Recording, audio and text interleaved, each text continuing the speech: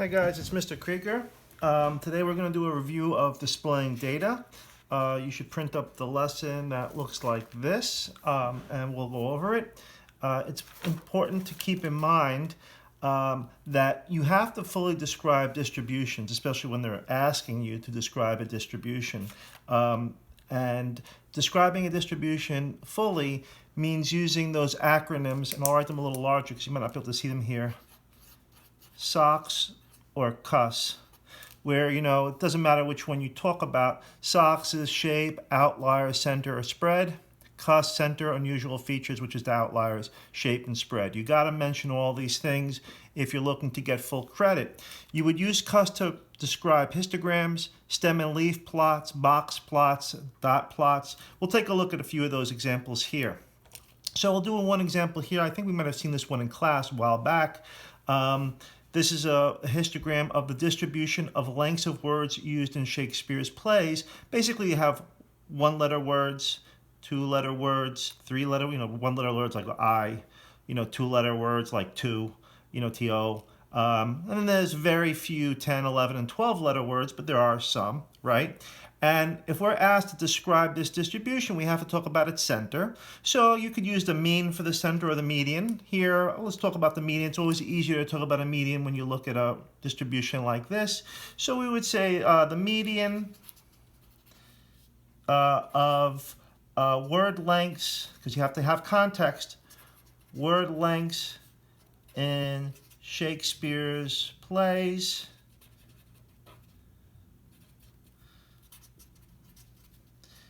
is approximately, let's say, 4 letters long.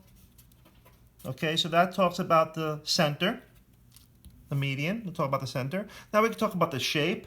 The distribution is somewhat right skewed.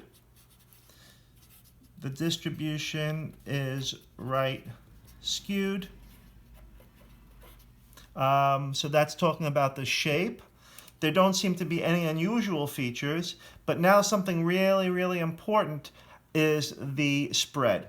Now, if you use a word like range is not numbers from like you can't say the word lengths are between 1 and 12 letters long. That's not how range is defined. Range is literally the largest minus the smallest. It's a single number. So in this case, the range is going to be 12 minus 1 is 11. It's a single number, You would then say the spread or range of word lengths is 11 letters. So the important thing to keep in mind is that range is a single number. I just want you to be aware of that. And this is the stuff that you do need to keep in mind. Again, this is going to be an open book test. You might want to have that as a reminder for you nearby whenever you're going to be discussing these types of distributions. Now we're going to look at some AP exam questions. So you'll have this lesson in front of you. Let's take a look at this particular problem. 500 randomly selected middle-aged men and 500 randomly selected young adult men were rated on a scale from 1 to 10 on their physical flexibility, with 10 being the most flexible. Their ratings appear in the frequency table below. For example, 17 middle-aged men had a flexibility rating of 1. Here, that's a very low flexibility rating. They're very inflexible. There's 17 men for the middle age. There's only 4 such men for the young adults. Okay? Now, first thing they asked us to do is display the data graphically. Now, I just printed up what the AP gave us, and I'll let you see this. I'll try to put it up. I'll send this to you too. But, they gave you all sorts of ways you could display it. So here is one example. Ignore this. In fact, I'll cover that. Here you can see the two distributions compared to each other. This is for the middle-aged men, and this is for the young men, okay? And all you need to do in the first part A, is to show the distribution. Again, if you're making a histogram, remember the bars have to touch. You have to not only calibrate your axes with, appropriate numbers, but also label them. Flexibility for middle-aged men, frequency, etc. That's not the only way you can display the data. they showed you a bunch of ways. Here's a box and whisker plot here. And just, I'll probably redraw this box and whisker plot so that we can also do part B, because this is very small. So I'm going to redraw this box and whisker plot for us, and I'll show you what, how to do part B, which is a description. Okay, so here's what we need to do for our box and whisker plot. We need, first of all, a scale here, flexibility from 0, 1, 2, 3, 4, 5, 6, 7, 8, 9, and 10. And now, like, we'll have the middle-aged men here. And the box goes from a 1 all the way up to 10. The lower quartile is here. The upper quartile is here. The median is about here. Okay, and now we'll make the box and whisker plot above it for the young men. And again, we're going to go from 1 to 10 as before. Here at about a little over 5 is the median. The upper quartile is up here. And the median is around here. So here we can clearly compare them against this scale, so we can make a direct comparison.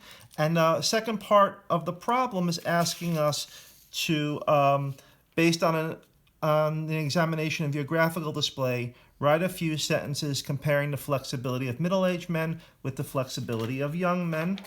So what you basically want to say is, and again, we're using like SOCS or SOCS here, you might want to say the distribution of middle-aged men, distribution of flexibility rating for middle-aged men is approximately symmetric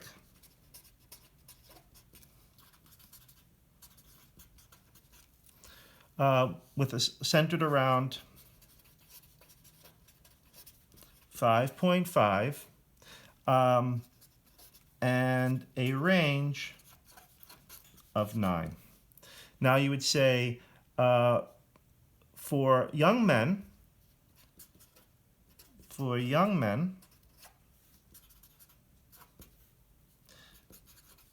the flexibility rating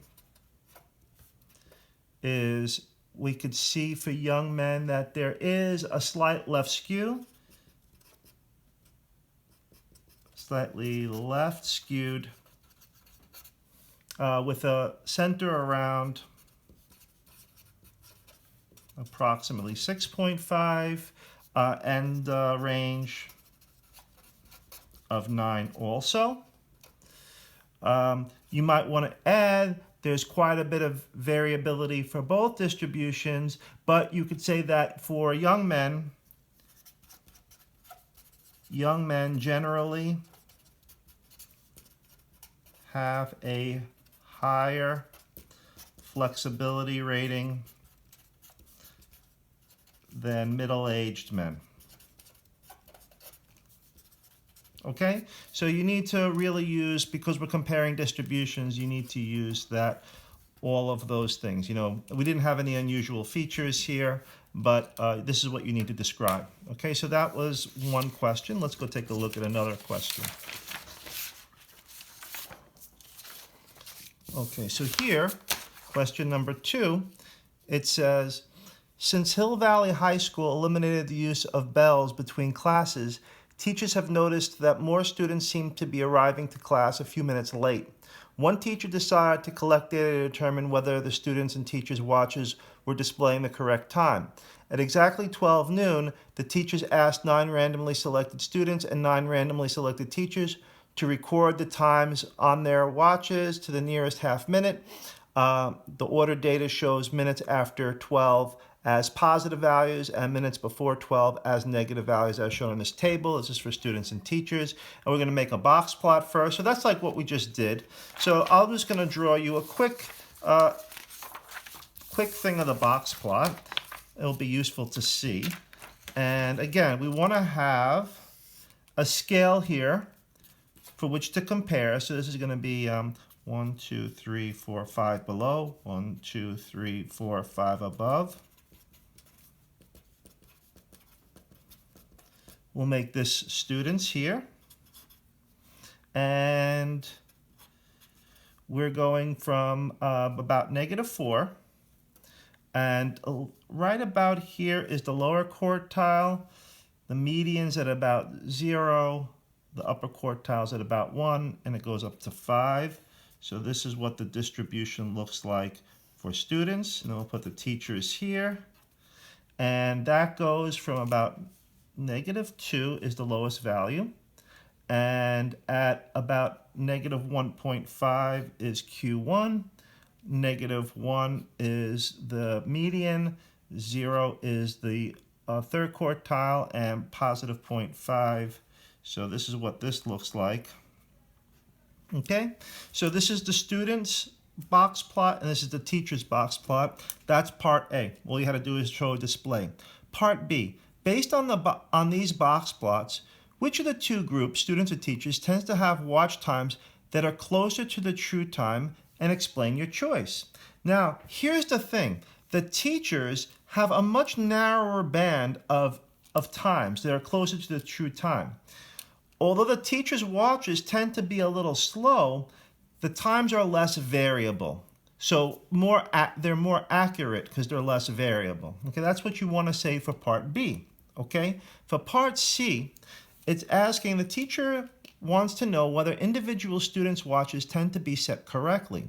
She proposes to test that the null hypothesis is that the mu is 0. In other words, the difference from the actual correct time is 0 versus the alternative that mu is not 0. There's a variation, and it's not that the average time varies from being accurate.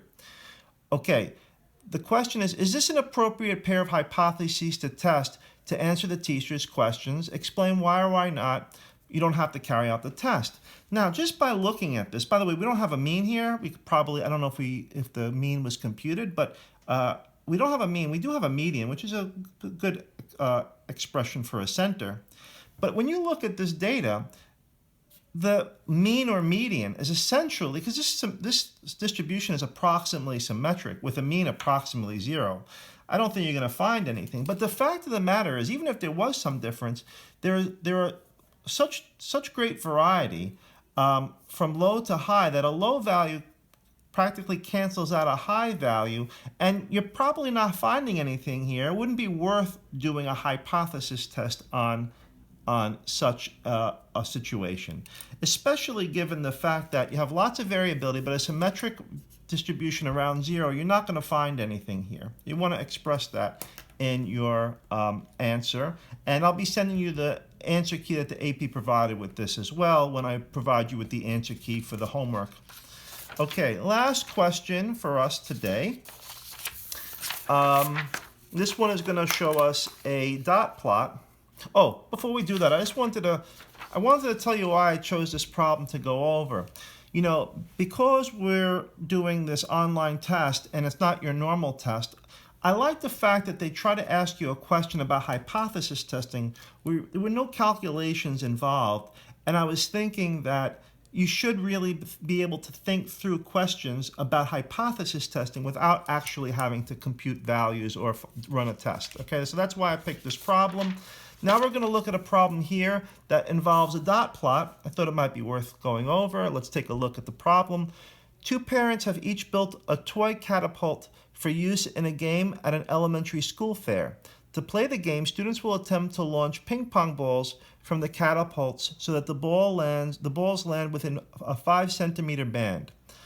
A target line will be drawn through the middle of the band as shown in the figure below. So if you get this is a 5-centimeter band, the gray area. When you shoot the ball, if you get it into that area, you win a prize, okay?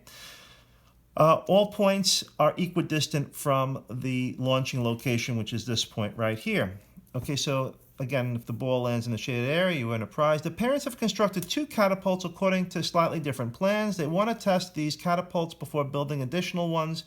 Under identical conditions, the parents launch 40 ping pong balls from each catapult and measure the distance that the balls travel before landing. Distances to the nearest centimeter are graphed in the dot plot below. So here we see, like, a ball that went maybe about 122 centimeters from the launch site. Here the ball went about 155 centimeters from the launch site, etc. Okay, and that's for catapult A, and this is the dot plot for catapult B. Comment on any similarities and any differences in the 2 distributions or distances traveled by balls launched from catapult A and B. Remember, you're taking a look at dot plots. You are subject to SOCS or CUS. So you would describe how the distributions differ, what's the about approximate median of this, the approximate the skewness. This looks approximately evenly distributed, although I would say there's some unusual features. I would say some of these extreme values do seem to be outliers, right? You do want to talk about the range of this particular one, or actually both of them, but this one, the range is very large.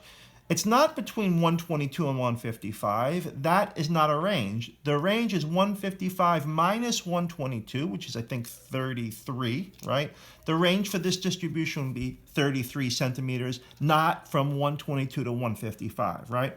You would describe both these distributions. I think you're capable of doing that, but you would describe them fully. By the way, one thing I'd like to do, because it will help us later, the median for this one is approximately 136, and the median for this one is approximately 138. We'll just use that for later, right? Part B. If the parents want to maximize the probability of having a ping pong ball land within the bands, which of the 2 catapults, A or B, would be better used than the other? Justify your choice. Well, obviously, the balls are going to vary wildly from the catapult A. So these are obviously probably going to land outside the band. Now, you might get some within, but you're much better off having a catapult that's more consistent like this one, because the range of values goes from about 133 to about 144. The range is about 11, right?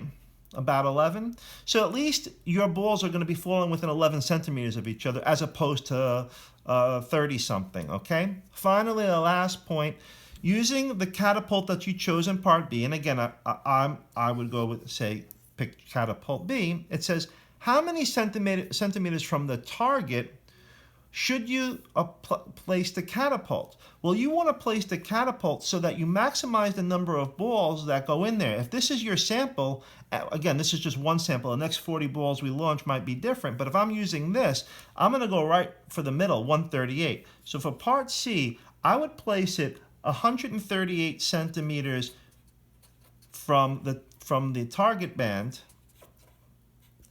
and which is going to mean that if you take a look at the percentage of balls that, if this is a good representation, you're going to get, now if you're at 138, balls 2.5 centimeters below and 2.5 centimeters above should land within that band. 2.5 centimeters below is going to be 135.5, which means you're only going to miss these 3 on the low side, and really you're going to only miss, in 138 plus 2.5 is 40.5, right? So you're going to miss these 3, 4, 5, 6, 7 on the top. So you're going to miss 7 times, but there are 30 in there. So you should get about, and I'm only putting this here because this is an approximation. We might not get the same results when we do our next launches, but we should get about 75% of our balls in the target using catapult B, and that's going to be our logic, okay? So the homework is going to be, the last problems on the sheet, right? They're also AP style questions, and they should get you thinking about, what you need to do and thinking a little bit outside the box. Okay.